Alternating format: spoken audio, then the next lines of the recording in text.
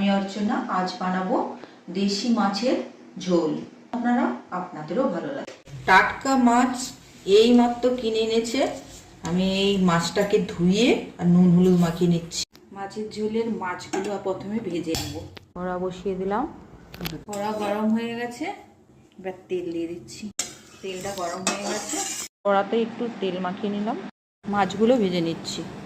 এক পাশটা ভাজা হয়ে গেছে, আমি এবার উল্টে দেবো। এক পাশ উল্টানো হয়ে গেছে। এইভাবে আমি সব মাছগুলো ভেজে ফিরে আসছি। এইভাবে আমি লাল লাল করে সব মাছগুলোই ভেজে নিয়েছি। মাছের ঝোলের জন্য আমি ফোড়নে নিয়েছি শুকনো লঙ্কা, তেজপাতা আর দুটো লবঙ্গ, এক টুকরো দারচিনির টুকরো আর 1 চামচের মতো জিরে। গ্যাসটা বেশি জ্বলে গেছিলো বলে অফ করে দিয়েছিলাম, আবার গ্যাসটা জ্বলে নিই। একটা পেঁয়াজকে কুচি কুচি করে নিয়েছি, দিয়ে দিচ্ছি। পেঁয়াজগুলো লাল লাল করে ভেজে নেব। পেঁয়াজটা লাল লাল করে ভাজা হয়ে গেছে। রসুন কুচি করে রেখেছি, রসুনও দিয়ে দিলাম। রসুন ভাজা হয়ে গেছে। এবার টমাটো কুচি করে রেখেছি। আর মিক্সির জার ব্যবহার করবো না, একদম কুচি করে রেখেই মাছের ঝোল বানাবো। কুচি করে পেস্ট করে দেবো এই খুন্তির মাধ্যমে।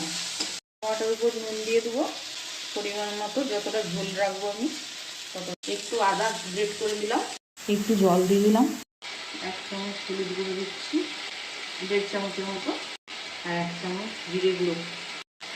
এই মশলাটা পাকিয়ে নেবো একটু।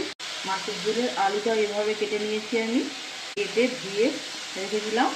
এবারে এই মশলা কষানো হয়ে গেছে, আলুগুলো দিয়ে আবারও কষিয়ে নেবো, ভাজা ভাজা করে নেবো।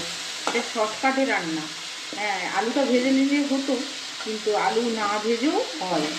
আপনারা দেখবেন করে, আপনাদেরও হয়ে যাবে। অনেকবারই আমি আলু ভেজে করেছি, কিন্তু আলু ভেজে এইরকম কাঁচা আলু দিয়েও মাছের ঝোল হয়। আপনারা করে দেখবেন, শর্টকাটে, আপনাদের কোনো পরিশ্রম হবে না। 10 মিনিটের জন্য চাপা দিয়ে দিলাম। 10 মিনিট হয়ে গেছে, ঢাকা খুলে একটু নেড়ে নিচ্ছি। এবার জল ঢেলে দিচ্ছি। আরও 5 মিনিট আমি ঢাকা দিয়ে এটা পাকিয়ে নেব। 5 মিনিট হয়ে গেছে, এবার ঢাকা খুলে দিচ্ছি। একটুখানি চিনি দিয়ে দিচ্ছি টেস্ট বাড়ানোর জন্য। একটু নাড়িয়ে নেব। আলু সেদ্ধ হয়ে গেছে, এবার মাছগুলো ছেড়ে দেবো। 5 মিনিট ধরে ফুটিয়ে নিয়েছি। এখন আলুগুলো একদম ভালোভাবে সেদ্ধ হয়ে গেছে, আর ঝোলটা একটু মাখো মাখো ভাব হয়ে গেছে। এবার নামিয়ে নেব। প্রথমে মাছ নামালে ভেঙে যাবে মাছগুলো,